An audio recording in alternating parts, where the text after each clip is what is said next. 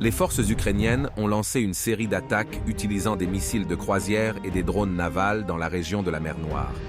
Toutes les cibles navales ont été détruites par le patrouilleur Vassili Bykov.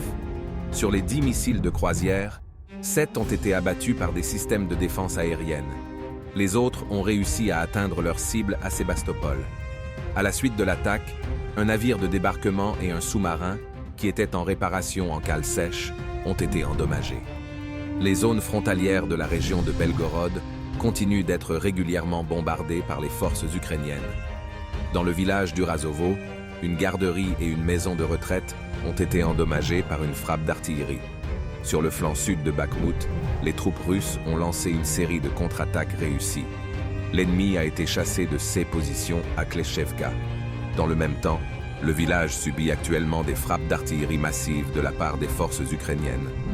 Les troupes ukrainiennes continuent de bombarder quotidiennement les zones habitées du Donbass. Donetsk, Makeivka et Gorlovka ont été attaqués. Des bâtiments résidentiels ont été endommagés. 6 personnes ont été blessées. Sur le saillant de Vremievski, les forces ukrainiennes ont repris leurs attaques contre les positions russes près de Novodonetsky et de Novomayorsky. Les troupes russes luttent avec succès contre de petits groupes ennemis dans cette zone. Une situation similaire se développe près de Prioutny, où 2 offensives ukrainiennes ont été repoussées au cours des dernières 24 heures. Dans le même temps, les unités russes tirent régulièrement sur les positions ennemies. Les forces ukrainiennes continuent de terroriser les civils de la rive est de la région de Kherson.